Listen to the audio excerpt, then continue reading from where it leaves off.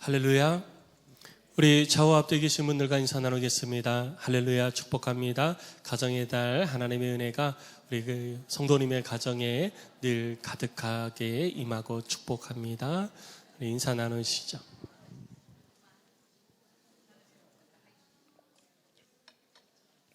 축복의 인사가 길어지면 참 보기 좋아요. 그렇게 작년까지만 해도 축복의 인사 나눕시다 그러면요, 축복합니다 그러고서 아무 말을 더 이상 안 하시더라고요. 근데 올해부터는 조금 길어지기 시작했어요. 이것도 훈련이 되니까 조금 길어지는데, 축복은 많이 해야 됩니다. 아멘. 네, 축복은 내가 할 수 있는 모든 힘을 다해서 축복해야 돼요. 네. 그렇게 우리가 축복할 때 하나님께서 우리 가운데 은혜와 복을 더해 주시는 것입니다. 5월은 가정의 달이죠. 가정의 달을 맞이해서 우리가 그 가족이 함께하는 시간들을 많이 보내고 있습니다. 그런데 가정의 달이기 때문에 그렇게 하는 것은 그리스도인으로서 바람직한 모습은 아니에요.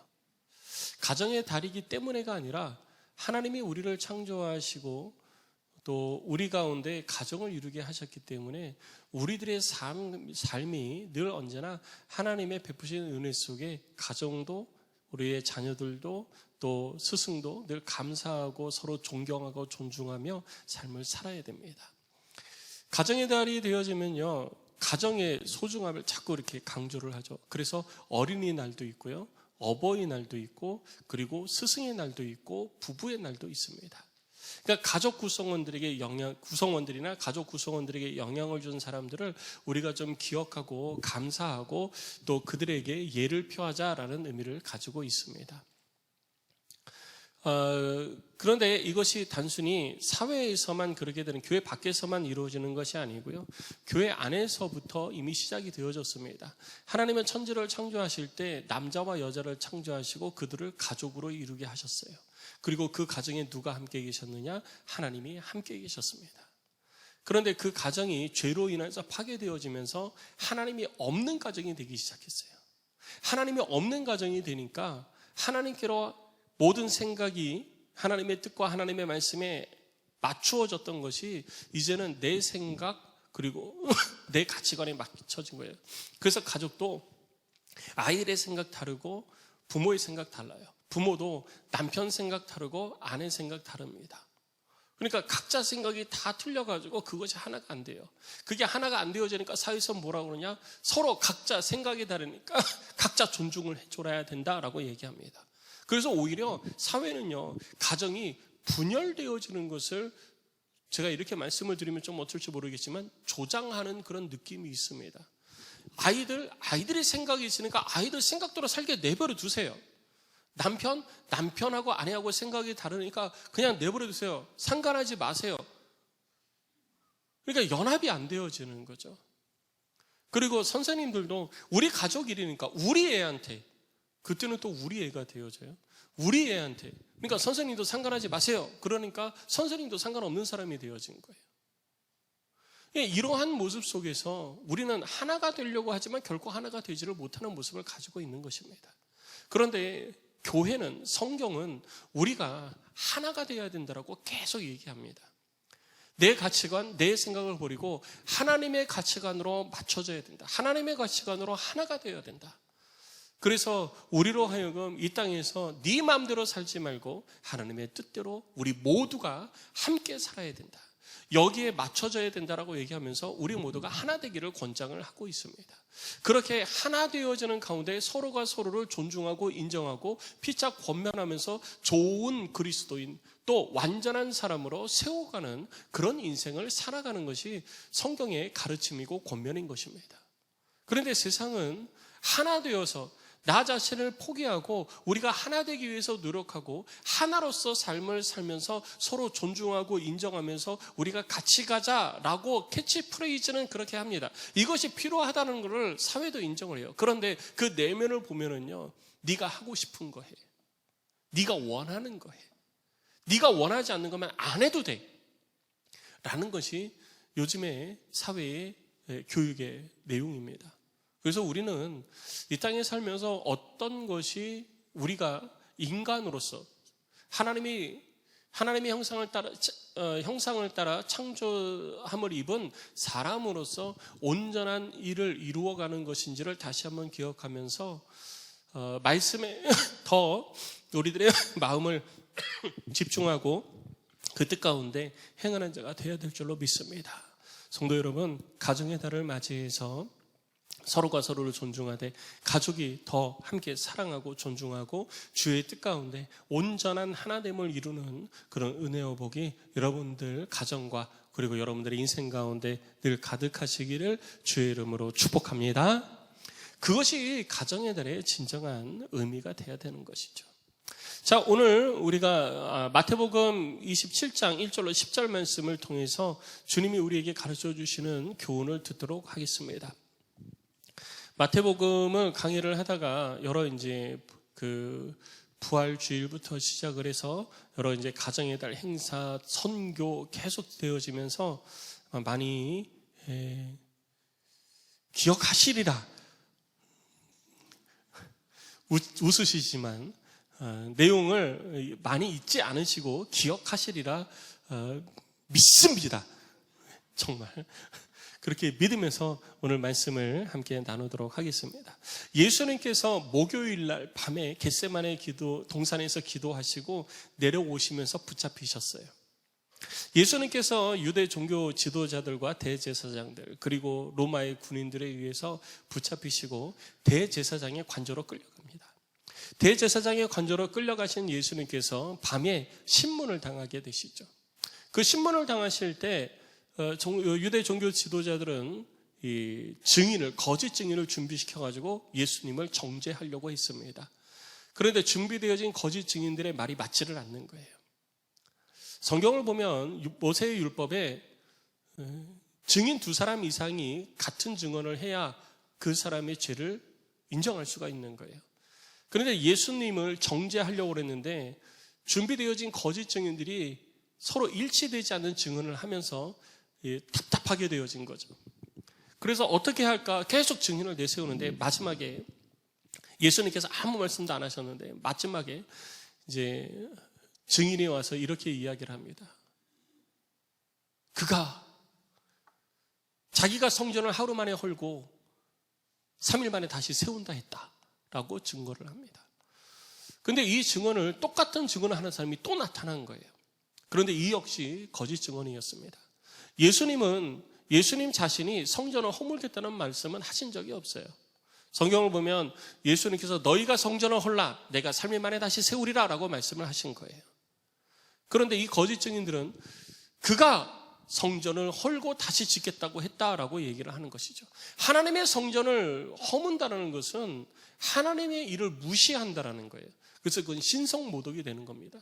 물론 예수님께서는 성전을 헐라라고 종교 지도자들에게 말씀을 하셨는데 그 성전을 헐라라고 하신 것은 예수님의 육체가 곧 성전되어짐을 우리 가운데 가르쳐 주시면서 너희들이 성전된 나를 십자가에 달아 죽여도 내가 3일 만에 다시 살아날 것이다 라는 것을 가르쳐 주신 거예요. 그런데 그들은 그것을 깨닫지 못했던 것이죠. 그래서 예수님께서 하시지도 않은 말씀을 올무에 걸어가지고 예수님을 신성모독으로 정죄를 하게 됩니다. 그리고 모여있던 사람들이 함께 예수님 근처로 몰려들면서 침을 뱉고 뺨을 때리고 그러면서 조롱하기 시작하죠. 누가 때렸는지 맞춰봐라. 누가 침 뱉었는지 맞춰봐라. 너를 때린 자가 누구냐? 우리 가운데 누가 네 뺨을 때렸냐? 맞춰봐라! 그러면서 조롱을 하게 됩니다. 그런 일들이 일어나고 있을 때 동시간대에 또 다른 사건들이 일어나게 됩니다.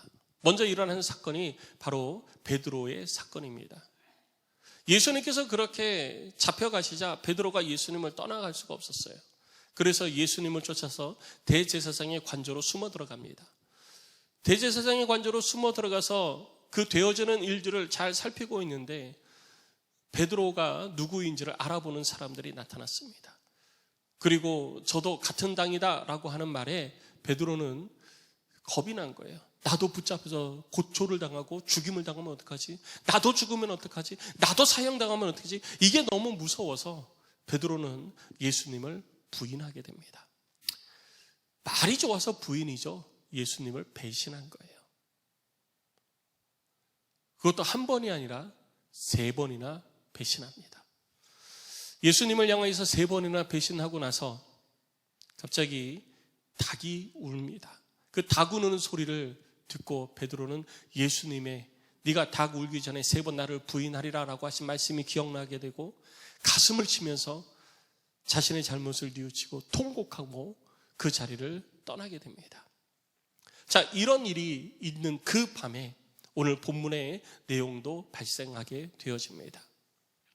오늘 1절 2절 말씀을 보면 예수님께서 그렇게 정죄되어지고 나서 새벽이었습니다.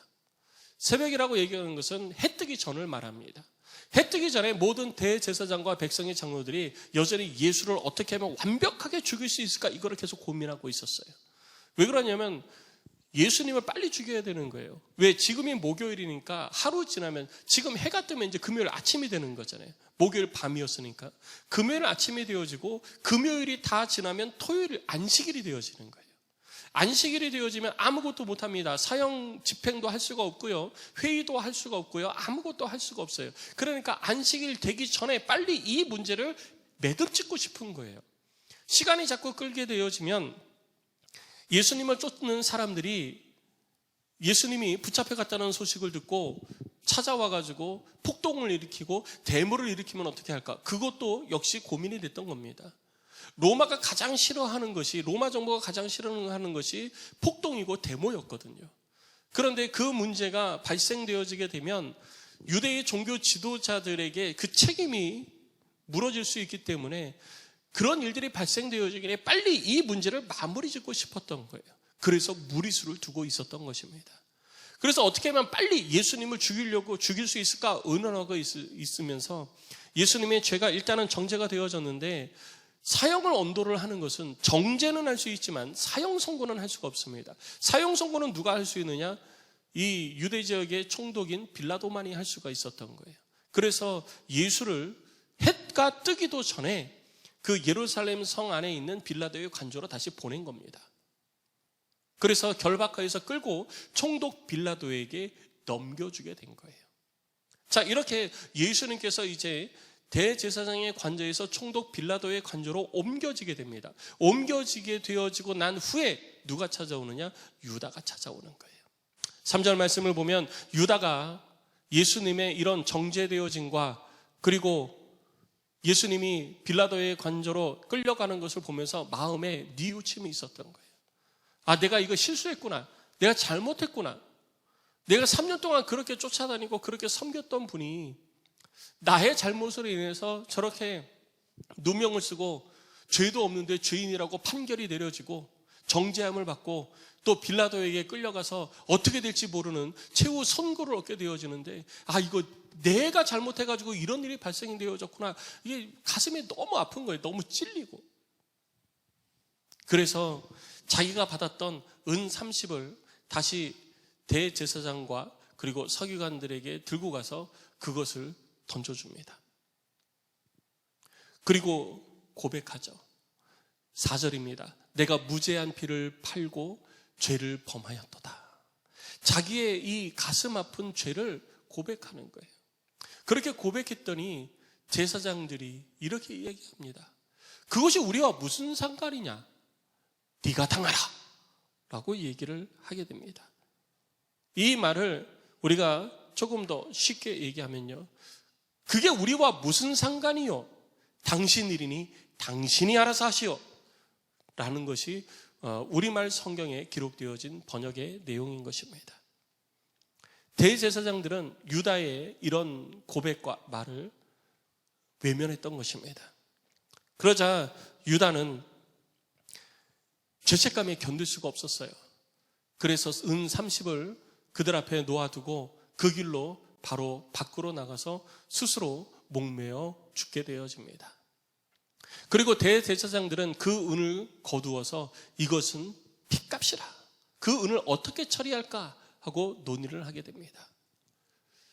사람을 죽이는 일에 사용되어지고 그 값으로 얻은 이 돈, 이것은 부정한 돈이라는 거예요. 거룩한 돈이 될 수가 없다라는 겁니다. 그런데 이것을 하나님의 성전에 두는 것은 옳지 못하다라는 거예요. 왜냐하면 그것이 대제사장에게 가져온 돈이잖아요. 이건 당신들이 알아서 하십시오라고 대제사장과 그 종교 지도자한테 던져진 돈입니다. 그러니까 이것은 개인적인 돈이 아니라 하나님의 성전으로 들어가야 될 돈이에요.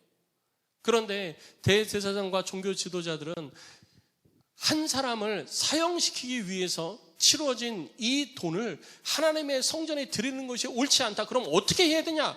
고민하다가 토기장의 밭을 사서 나그네의 묘지로 삼자라고 결정을 해서 토기장의 밭을 사게 됩니다.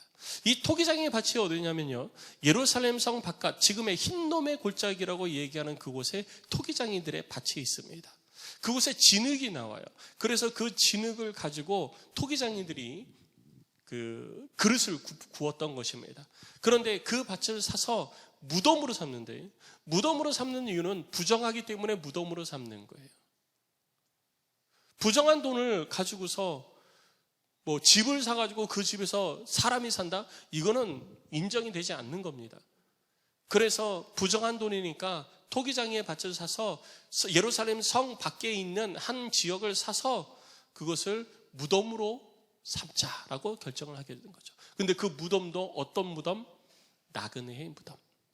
연고도 없고 길 가다가 죽은 사람의 무덤, 묘비도 없는 그런 무덤, 사람들이 가장 화창게 여기는 그런 무덤으로 사서 그냥 던져버리자라고 결정을 하게 된 것입니다.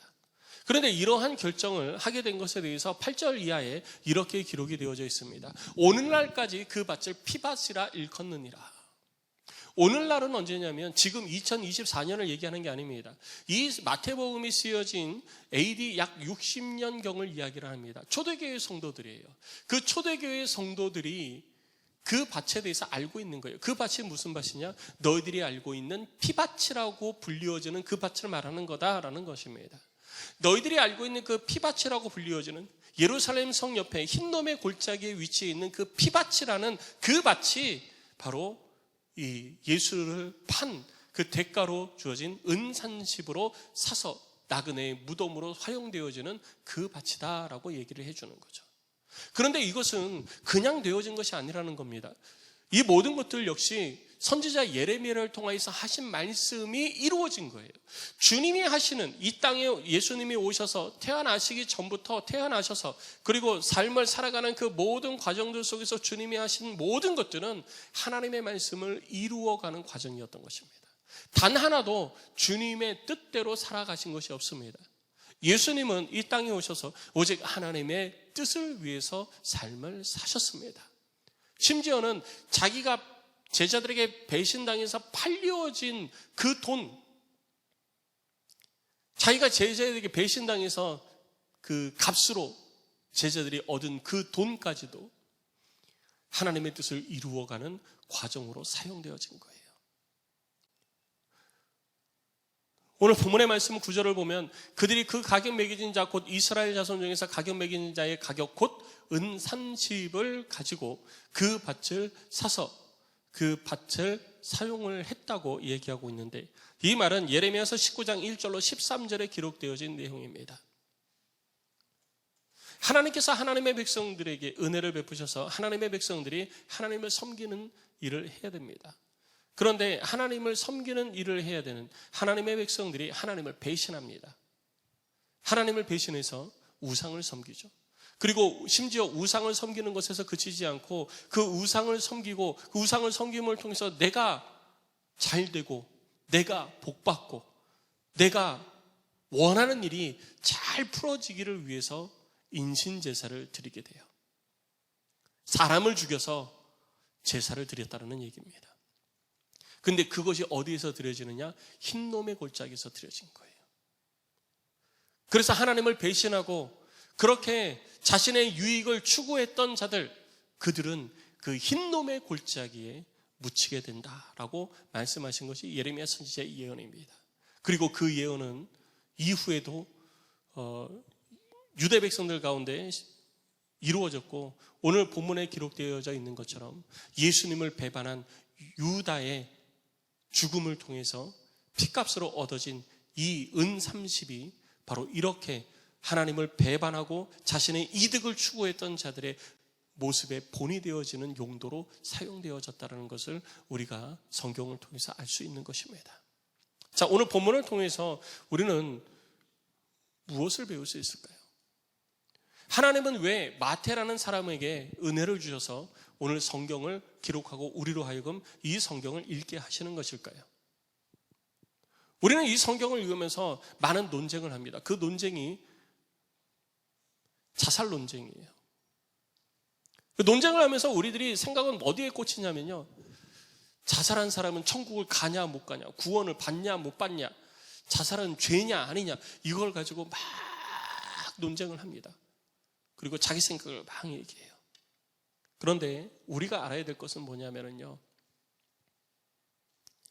자살이 죄다 아니다, 그것이 중요한 게 아니에요. 왜 그런 결과가 나오게 됐느냐라는 것입니다.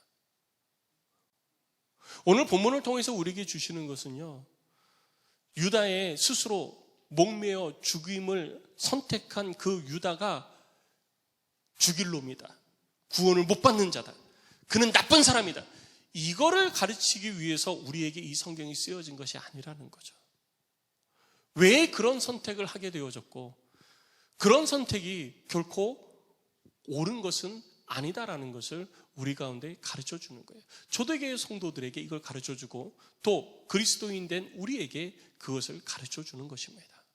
자, 조금 더 구체적으로 살펴보겠습니다. 자, 유다의 모습을 좀 살펴보도록 하겠습니다.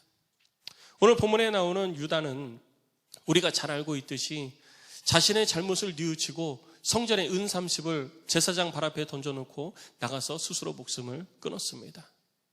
유다의 죽음에 대해서 우리는 이러쿵저러쿵 막 왈가왈부하면서 많은 논쟁을 합니다. 그런데 그 논쟁을 하기 이전에 성경을 통해서 우리 가운데 주시는 하나님의 뜻, 하나님의 가르침을 우리는 먼저 살펴볼 수 있는 자가 돼야 되는 거예요. 성경은 유다의 죽음에 초점을 맞추고 있는 것이 아니에요. 그가 왜 스스로 목숨을 끊었느냐, 여기에 초점 맞추고 있는 게 아닙니다. 그런데 우리는 자꾸 거기에다 초점을 맞추게 되어지죠. 거기다 초점을 맞추면 성경이 말하고자 하는 것을 우리가 깨닫지 못하게 되어지는 거예요. 우리는 자꾸 엉뚱한 것에다 초점을 맞추는 거예요. 내가 알고 싶은 것에다 자꾸 초점을 맞추거든요. 내가 알고 싶은 것에 초점을 맞추지 말고요, 하나님이 우리에게 말씀하시고자 하시는 것에 초점 맞춰야 되는 것입니다. 그래야 성경의 본연의 뜻을 우리가 온전히 깨달을 수 있는 거예요.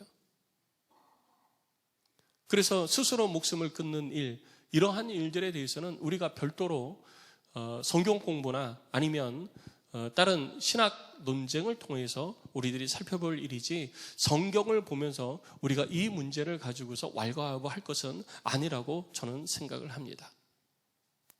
오늘 본문을 통해서 우리가 유다의 죽음을 통해서 알 수 있는 것은 뭐냐면요, 유다의 죽음 이전에 베드로와 유다의 모습을 같이 살펴볼 필요가 있다는 거예요. 베드로와 유다를 같이 살펴보면요, 두 사람의 공통점이 있습니다. 그 공통점이 뭐죠? 예수님을 배신했다라는 거예요.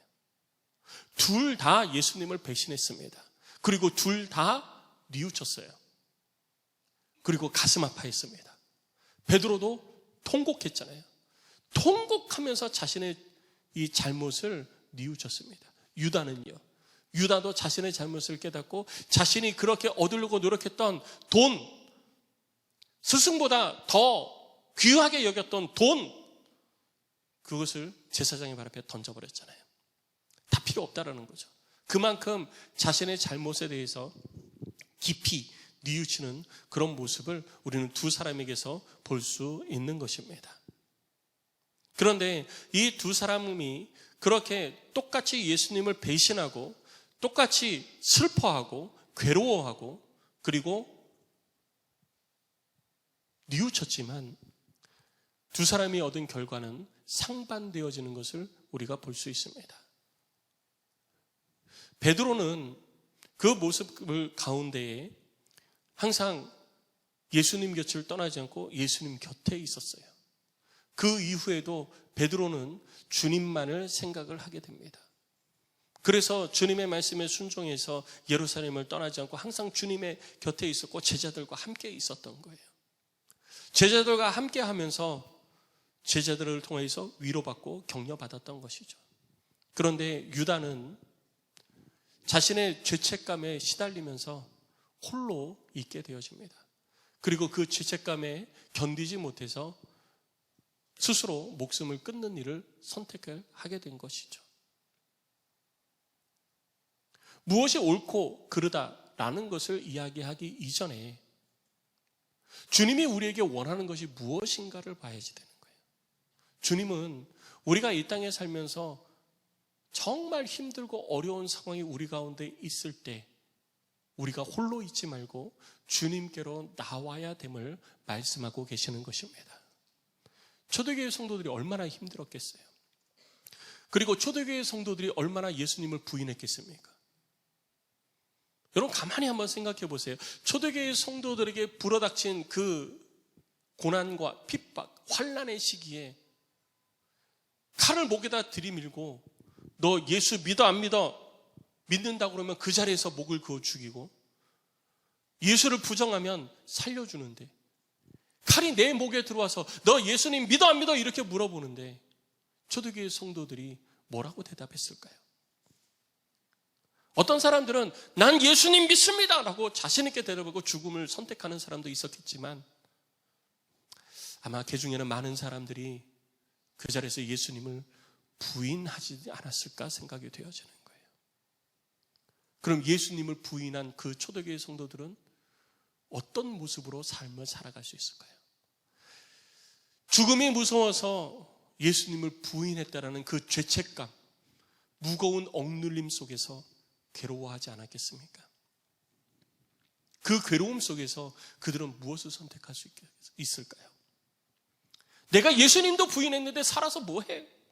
내가 예수님도 부정했는데 내가 그렇게 나의 죄를 위해서 십자가에 죽으신 예수님을 그렇게 사랑한다고 그분을 믿는다고 하고 내가 그렇게 이제까지 버텨왔는데 내가 죽음이 무서워서 예수님을 부인했어. 내가 살아서 뭐해? 나 죽을래. 죽음으로 난 갚을래 라고 하는 사람이 있지 않겠습니까? 하나님은요 우리들의 연약함 때문에 우리가 우리들 스스로 우리들의 생명을 끊는 것을 원치 않으시는 거예요. 우리가 그렇게 힘들고 어려울 때 우리들의 인생에 고난이 있고 우리들이 누군가를 배신하고 또 그 배신과 같은 그 무거운 죄책감 속에서 우리가 막 힘들어할 때 정말 죽음을 선택할 수밖에 없는 그런 상황 가운데 있을 때라도 예수를 붙들고 우리에게 참된 위로를 주시는 주님께로 나아올 것을 권면해주고 있는 것입니다. 이것이 바로 유다와 베드로의 배신 사건이 앞뒤로 같이 기록되어진 이유예요. 성도 여러분, 삶의 문제의 어려움 때문에 죽음까지도 생각하셨던 분 이 자리에 계실 겁니다. 내가 살아서 뭐해? 라고 하는 생각을 가지신 분도 계실지 몰라요. 어쩌면 지금 이 순간 내가 살아서 뭐해? 나 같은 건 죽어도 싸 라는 마음을 가지고 내가 죽기 전에 마지막으로 주님 앞에 나와 예배라도 드려보자 라는 심정을 가지고 나오신 분이 있을지도 모르겠습니다. 그러나 내가 스스로 죽음을 선택한다고 해서 모든 것이 해결되어지지 않습니다. 내가 죽는다고 해서 문제가 해결되어지는 것이 아니라는 거예요. 문제의 해결은 나의 죽음으로 인해서 결정되어지는 것이 아니라 주님의 능력으로 결정되어지는 것입니다. 그래서 우리는 그 문제 가운데에서 주님을 찾고 주님께로 나오는 자가 되어야 되는 것입니다. 성도 여러분, 어려운 가운데 있습니까? 고통 가운데 있습니까? 죄책감으로 인해서 힘들어하고 계십니까? 주님께로 나오시기 바랍니다. 주께서 여러분들을 위로하여 주시고 주께서 하늘의 능력으로 여러분들을 다시 한번 일으켜 세워 주실 것입니다. 이것이 회개예요. 여러분, 뉘우침이 우리를 온전케 하는 것이 아닙니다. 뉘우침은요, 우리를 더 깊은 죄책감에 빠져들게 하는 거예요. 내가 잘못했는데, 이거 어떻게 하지? 내가 그러지 말았어야 되는데. 그러면서 뉘우침은 나를 더 무거운 죄책감 가운데, 무거운 눌림 가운데로 이끌어가는 거예요. 그래서 그것으로 인해서 우리들이 우울증도 걸리고요, 그것을 견디지 못해서 스스로 목숨을 끊기도 하는 것입니다. 그래서 우리 주님은요, 그 죄책감을 가지고 괴로워하지 말고, 그 죄를 가지고, 무거운 짐을 가지고 내게로 오라고 말씀하는 것입니다. 성도 여러분, 주님이 대신 짊어져 주지 못할 죄는 없습니다. 주님이 십자가에서 감당하지 못하신 죄는 없습니다. 그 어떤 죄 가운데 있어도, 그 어떤 무거운 죄책감 가운데 있어도 괴로워하지 마시고 주님께로 나오십시오. 주님께서 여러분을 위로하여 주십니다. 주님께서 여러분들에게 새 소망을 주십니다. 여러분 가운데 주님이 주시는 하늘의 소망이 늘 가득하시기를 주의 이름으로 축복합니다. 그리고 또 하나 우리가 살펴볼 것은요, 제사장들의 모습과 유대 종교자들의 모습을 살펴봐야 돼요. 그들은 율법의 수호자였습니다. 그들은 율법을 지킨다고 그러는 사람들이잖아요. 율법을 지키기 위해서 생명을 다한다고 그러는 사람들입니다. 그런데 율법을 지키기 위해서 생명을 다한다는 그 사람들은 출애굽기 20장 13절에 기록되어진 살인하지 말라라고 하는 이 율법을 스스로 어기면서 살인을 도모하고 있습니다. 그리고 그들은 율법을 어기는 것뿐만 아니라 자신들이 그렇게 이스라엘 백성들에게, 유대인들에게 가르치는 장로들의 유전, 그 장로들의 유전도 어기고 있는 거예요. 그때 당시에 장로들의 유전을 보면은요, 해가 떨어지면 재판을 열 수가 없습니다. 그런데 지금 예수는 해가 떨어진 다음에 예수를 잡고, 해가 떨어진 다음에 해가 뜨지도 않았는데 재판을 하고 거짓 증인 내세우고 예수님을 정죄하고 있는 거예요. 이러한 모습들이 유대 종교 지도자들의 모습입니다. 자기들이 원하는 것이 있으면요, 자기들이 믿고 따르는 하나님의 율법, 그것도 다 소용없는 거예요. 하나님을 섬기는, 내가 신앙생활을 하는 것이요, 하나님으로 인하여서 신앙생활을 하는 것이 아니라 내가 원하는 것 때문에 신앙생활을 하면 우리들 가운데도 이런 일이 발생을 하는 것입니다. 여러분, 신앙생활을 왜 하십니까? 하나님을 왜 믿고 계시고 하나님을 왜 섬기고 계십니까? 하나님이 나의 하나님이 되어주시고, 하나님이 이 땅의 창조주가 되어주시고, 하나님이 이 땅의 주관자 되어주시고, 하나님이 우리들의 인생의 생사화복을 주관하시는 분인 줄 믿고 내가 그분 앞에 나와서 그분을 예배하고 그분을 섬기는 자면은요, 그분 앞에 우리는 모든 것들을 다 내려놓는 것입니다. 그런데 내가 원하는 것을 위해서 하나님을 섬기는 자가 되면은요, 내가 돈을 잘 벌기 위해서, 내 사업이 잘 되기 위해서 하나님을 섬기다 그러면요, 내 사업이 잘 되는 것이라면 하나님을 가끔 무시해도 괜찮다는 생각이 내 속에 들어와 있는 거예요. 내 자녀가 잘 되는 것이라면 가끔은 내가 하나님을 무시해도 괜찮다라는 생각이 우리들 가운데 들어오는 거예요. 마치 누구처럼요? 유대 종교 지도자들처럼, 대제사장들처럼 우리는 그런 일들을 이루게 되는 것입니다. 그것이 당시 종교 지도자들의 모습이었던 거예요. 욕심이 우리들 가운데에 내재되어져 있을 때, 하나님을 섬긴다 하면서 여전히 우리들의 인간의 욕심이 우리 속에 꽉 자리 잡고 있는 상태에서 주님을 섬긴다 하면은요, 결코 우리는 완전한 평화를 누릴 수가 없는 것입니다. 그 욕심으로 인해서 우리는 결국 망하게 되는 것입니다. 성도 여러분, 여러분들의 신앙을 다시 한번 돌이켜 보시기 바랍니다. 무엇보다 중요한 것이 뭐지 아세요? 이 대제사장들이요, 유다가 찾아왔을 때 뭐라고 했습니까? 유다가 대제사장을 찾아와서 내가 잘못했습니다, 이것은 나의 실수입니다라고 자기 잘못을 얘기하잖아요. 여러분, 하나님으로부터 부여받은 대제사장의 임무가 무엇입니까? 백성이 대제사장에게 찾아와서 내가 잘못했습니다, 내 죄를 자백하면 대제사장은 그의 자백을 듣고 그가 가져온 속죄 제물에게 그 죄를 전가시키는 일을 합니다. 이것을 하나님으로부터 부여받은 사람이 대제사장이잖아요.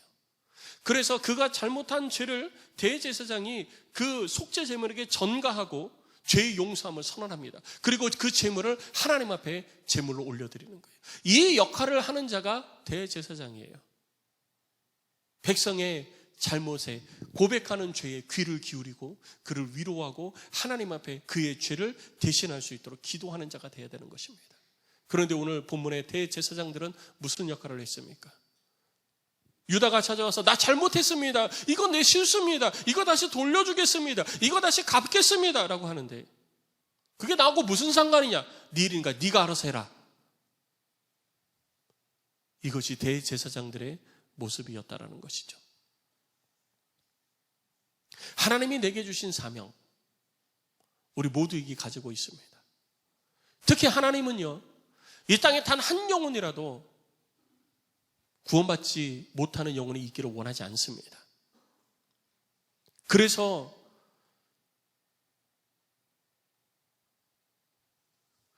스스로 목숨을 끊고자 하는 그 위기 속에서도 주님께로 나오라 하시는 거예요. 그런데 자신의 어려움을 고백하고 도와달라 하는 그 사람을 외면하는 모습은 결코 하나님 앞에 칭찬받을 일도 아니고, 그것을 위해서 세움받은 사람이 또 그런다? 그건 결코 하나님 앞에 인정받을 일이 될 수가 없는 것입니다.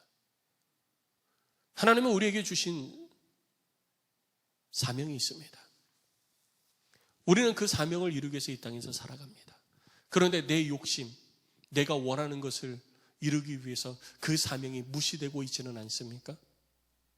여러분들 각자에게 하나님이 주신 사명이 있고 우리를 통해서 이루고자 하시는 하나님의 뜻이 있는데, 내가 원하는 것이 있기 때문에, 내가 원하는 것이 나를 향하신 하나님의 뜻보다 우선되어지니까 그것이 자연스럽게 무시되어지고, 하나님 그건 내가 할 일 아니죠. 그건 하나님이 할 일이죠. 하나님이 하세요. 저는 내가 하고 싶은 거 할 거예요. 라고 하는 그 모습. 제가 조금 극단적으로 얘기하지만 여러분 어찌 보면 우리들의 신앙 속에서, 우리들의 삶의 모습 속에서, 하나님을 섬기는 모습 속에서 이러한 모습이 내게 있지는 않은지 우리 스스로 살펴봐야 돼요.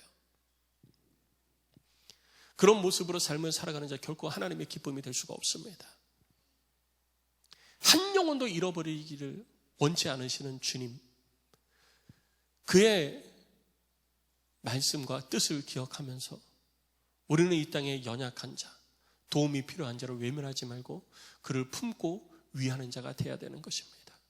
어려움에 빠져 있는 자, 우리는 정죄하기에 바쁘죠. 그건 네가 잘못해서 그런 거야. 당신이 죄졌으니까 그런 거야. 그 죄 회개해! 라고 하면서 우리는 누군가를 정죄하고 핍박하고 그 잘못을 들추어내는 데 바쁩니다. 그러나 주님은요, 간음하고 잡혀온 여인 앞에 두고 그 여인의 죄를 들추어내고 그 여인의 죄를 판결하기 위해서 심판하고 재판을 하려고 하기보다 너희 중에 죄 없는 자가 이 여인을 돌로 치라 라고 말씀하시잖아요. 그 여인을 향한 사랑과 긍휼을 나타내시는 것이 주님의 뜻이었습니다. 율법은요, 우리를 정죄하는 것이 아닙니다. 율법을 통해서 깨닫고 우리의 죄를 깨닫고 주께로 돌아오게 하는 것이 율법의 역할이에요. 그런데 유대인들에게는 정죄의 도구로 사용하고 있었잖아요. 오늘 이 세대를 살아가고 있는 우리들도 마찬가지입니다. 우리가 그리스도의 십자가 은혜로 나오게 하기 위해서 우리에게 주님이 죄를 가르쳐 주시는 거예요. 그런데 우리는 우리에게 말씀하시는 그 죄된 이유들을 다른 사람을 정죄하고 다른 사람을 손가락질하기 위해서 그 이유를 사용하고 있지는 않은지, 그리고 나는 거룩하다, 나는 괜찮다, 나는 완전하다 라는 것을 인정받기 위해서 우리들 스스로 종교 지도자들과 같은 모습을 이루어가고 있지는 않은지 우리 자신을 돌아보고 생각해야 되는 것입니다. 무엇이 하나님의 기쁨이 될 수 있겠습니까? 성도 여러분, 한 영혼도 잃어버리기를 원치 않으셔서 너희는 온 천하에 다니며 만민에게 복음을 전파하라 말씀하셨습니다. 한 영혼도 잃어버리기를 원치 않으셨어요. 그런데 우리는 우리 안에 가까운 이들의 잘못을 들추어내고 그것을 정죄하고 그를 공동체 밖으로 몰아내는 일에 오히려 더 바쁘지는 않았는지 우리 스스로를 돌아보면서 우리에게 십자가 구속의 은혜를 베풀어 주신 그 하나님의 사랑이 저와 여러분들의 삶을 통해서 더 구체적으로 드러나는 우리 모두가 되기를 주의 이름으로 축복합니다. 여러분, 데살로니가 후서 2장 16절을 보면요, 이렇게 기록이 되어져 있습니다. 우리 주 예수 그리스도와 우리를 사랑하시고 영원한 위로와 좋은 소망을 은혜로 주시는 하나님 우리 아버지라고 고백하고 있습니다. 하나님이 우리를 사랑하십니다. 죄를 안 졌기 때문에 사랑하는 게 아니라 그냥 우리를 사랑하시는 거예요. 죄 졌어도 아파해도 괜찮아요. 그냥 하나님이 우리를 사랑하시는 거예요. 괜찮다고 위로해 주시는 거예요. 그리고 그 주님이 우리를 사랑하시기 때문에 오직 하나님으로부터만 영원한 위로가 있는 것입니다. 그래서 죄책감에 있는 자들은 하나님께로 나와야 되는 것입니다. 마음에 고통이 있는 자 하나님께로 나오십시오. 어둠 가운데 사로잡혀 있는 자 하나님께로 나오십시오. 내가 내 삶을 포기한다고 문제 해결되지 않습니다. 내가 고통스러워한다고 문제 해결되지 않아요. 주님께로 나오면 그때부터 해결되기 시작하는 것입니다. 그래서 영원한 위로가 되시는 주님께 나오고요, 주님께로 나와야 좋은 소망이 우리 가운데 주어지는 것입니다. 이것이 하나님의 은혜예요. 성도 여러분, 하나님으로부터 오는 좋은 소망이 여러분 가운데 가득하시기를 주의 이름으로 축원합니다. 세상으로부터 오는 소망은요, 한계가 있습니다. 사람 믿고 따르는 소망, 그거 언젠가 다시 반드시 무너집니다. 그러나 하나님으로부터 오는 소망은 결코 무너지지 않습니다. 그 소망이 우리 가운데 주어지는 것입니다. 성도 여러분, 그 은혜가 저와 여러분 가운데 있기를 주의 이름으로 축복합니다. 우리 이 시간 함께 찬양하고 기도하는 시간 갖도록 하겠습니다. 성도 여러분, 우리가 삶을 살아가는 그 모든 것들이요, 하나님의 은혜예요. 내가 내 모습 보면은요, 진짜 억눌림밖에 없어요. 여러분 모습을 볼 때 행복하시던가요? 그냥 딱 놓고 보세요. 만족스러우세요? 만족스러우신 분은요, 은혜 가운데 사시는 분이에요. 근데 만족스럽지 않은 이유가 뭐예요? 잘못한 거 많잖아요. 내가 내 모습 딱 보면은요, 아유, 잘생겼다, 멋지네. 근데 그 속은 왜 이렇게 시커멀까? 그 생각 들지 않으세요? 숨기는 거 많고, 감추는 거 많고, 죄된 거 많고, 다른 사람들 앞에서는 멋진 사람처럼, 좋은 신앙인인 것처럼 막 이렇게 하는데 그 내면을 돌아다 보면 왜 이렇게 더러운지, 다른 사람들이 알지 못하는 것에 짓눌려서 고민하고 괴로워하고 죄책감에 시달리다가 결국 인생을 포기하려고 작정하고 계시진 않습니까? 괜찮아요. 하나님이 위로해 주십니다. 포기하지 마세요. 아무리 힘들어도요, 괴로워도요, 포기하지 마세요. 주님은 여러분들의 인생을 포기하는 것을 원치 않으십니다. 이 땅에서 복되고 행복한 삶을 살다가 영원한 나라 천국에 가기를 주님이 원하십니다. 그래서 예수님을 우리 가운데 보내주신 거잖아요. 우리 이 시간은 함께 기도할 때 나의 실수와 잘못을 알았을 때 내가 주님께로 가까이 가겠습니다. 혼자 괴로워하면서 주님을 외면하는 것이 아니라 내가 주님께로 가까이 가겠사오니 은혜로 나를 온전케 하여 주시옵소서. 나의 잘못과 실수를 외면하고 덮으려 하지 않고 내가 주님께 용서를 구하겠습니다. 내 죄 용서하여 주시고, 또 다른 사람의 죄도 내가 들추어내고 정죄하려고 하는 것이 아니라 그를 위해서 기도하고 함께 가슴 아파하고 함께 돌아보며 내가 세워가는 자가 되겠습니다. 그렇게 하지 못한 것 주님 나를 용서하여 주시고, 이제라도 내 지체들 내가 돌아보겠습니다. 연약한 자 돌아보겠습니다. 그의 삶을 살피겠습니다. 그래서 주의 은혜가 나를 통해서 흘러가게 하겠습니다. 우리 제목을 가지고 우리 함께 찬양하고 기도하겠습니다.